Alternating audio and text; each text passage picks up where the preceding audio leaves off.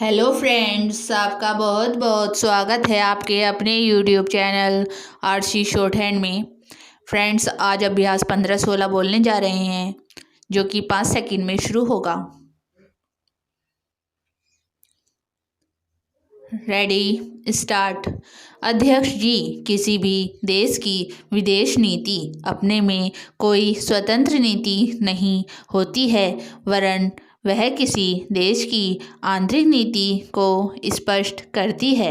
उदाहरण के लिए हम अमेरिका को ले सकते हैं। उसने अपने यहाँ अधिक अन्न पैदा किया और जब उसके पास अनाज फालतू बच गया, तब वह अपने बकाया अनाज की बिक्री के लिए ऐसे देशों की तलाश करने लगा जो उधार पर माल ले सकते हों। किंतु हमारी आंतरिक नीति ने यह तय किया कि खर्चीले ढंग से सरकार चलाएंगे और स्वदेशी मुद्रा की कोई राशि हमारे पास नहीं बचेगी।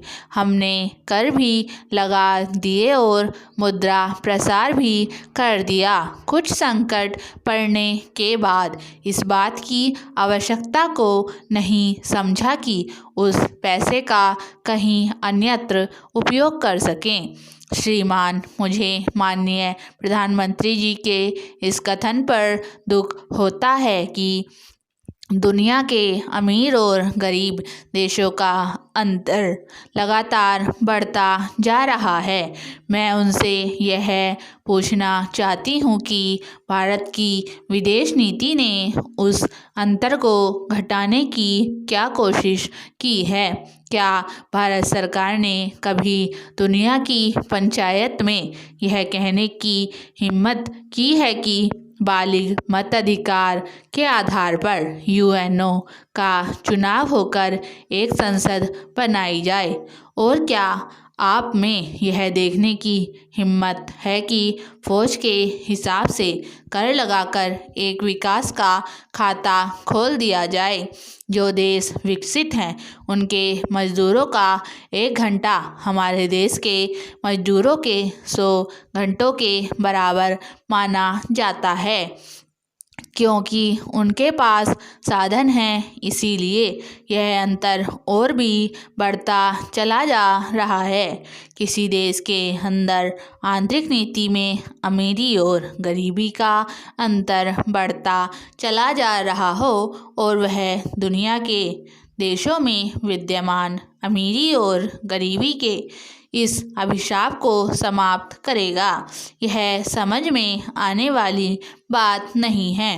अब मैं आपका ध्यान एक और बात की ओर दिलाना चाहती हूँ। पूर्वी जर्मनी को मान्यता देते हमें परेशानी होती है, इसलिए कि शायद पश्चिमी जर्मनी को बुरा लगे। लेकिन पश्चिमी जर्मनी ने तो अपनी रक्षा का भार दूसरों पर छोड़ दिया है। उसने अपनी पूरी शक्ति इस बात पर लगा दी है कि अधिक से अधिक उत्पादन किया जाए। आपने जो समय दिया उसके लिए मैं आभार प्रदर्शन करता हूँ और आपका धन्यवाद करता हूँ। अध्यक्ष जी, जिस समय पाकिस्तान ने भारत पर हमला किया था, उस समय उन्होंने देश की रक्षा के लिए महत्वपूर्ण कार्य किया था। इसके साथ ही मैं मंत्री महोदय को यह भी स्मरण दिलाना चाहता हूं कि शायद उन्होंने इस पर ध्यान नहीं दिया कि इस बार जो राष्ट्रीय पुरस्कार मिले उनमें रेलवे प्रशासन को केवल 2 ही प्राप्त हुए हैं, जबकि मैं ऐसा मानता हूं कि हमारी सेना के बाद अगर किसी ने युद्ध काल में सराहनीय कार्य किया है तो वह रेलवे प्रशासन अथवा रेलवे कर्मचारी और अधिकारी हैं। इसलिए उनके मनोबल को बनाए रखने के लिए और उनको प्रोत्साहित करने के लिए रेल मंत्री को इस बात पर भी ध्यान रखना चाहिए और इसका प्रयास करना चाहिए कि जो भी इस तरह के प्रोत्साहन मिले उनमें रेलवे का विशेष ध्यान रखा जाए। रेल मंत्री महोदय ने अपने वक्तव्य में भी रेलवे कर्मचारियों की प्रशंसा की है या उनको प्रोत्साहन दिलाया है, लेकिन यह प्रोत्साहन शांति काल में भी बना रहना चाहिए।